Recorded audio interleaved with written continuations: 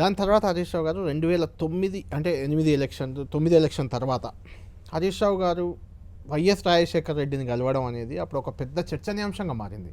అంటే ఏదో హరీష్ రావు గారు పార్టీ మారబోతున్నారని, మారేవారని ఇలాంటి విమర్శలు మీరు కూడా వినే ఉంటారు చాలా సందర్భాల్లో. అది దానికి ఏం చెప్తారు మిమ్మల్ని అడిగితే? చాలాసార్లు చెప్పాను. ఇప్పటికీ అప్పుడే కాదు, ఇప్పటికీ హరీష్ రావు గారు ఎప్పుడు పార్టీ మారతారని సోషల్ మీడియాలో ఇప్పటికీ మీ మీద వస్తుంటుంది. ఎందుకు వస్తుందంటే ఏం చెప్తారు? రాజకీయాల్లో కొంతమంది మా పార్టీని ఎదుర్కోలేక బురద జల్లే ప్రయత్నం చేస్తుంటారు. కొంతమందికి విష్ఫుల్ థింకింగ్ ఉంటుంది. కొంతమందికి వీళ్ళు విడిపోవాలి, వీళ్ళు కొట్లాడుకుంటే ఈ పార్టీ దెబ్బతింటే మాకేదో మేలవుద్దని ఆశించే వాళ్ళు ఉంటారు. బట్ ఐ ఆల్వేస్ సే, కొన్ని వందల వేల సార్లు చెప్తుంటాను, నేను పదవుల కంటే వ్యక్తిత్వానికే ప్రాధాన్యత ఇస్తా, క్యారెక్టర్కే ప్రాధాన్యత ఇస్తాను.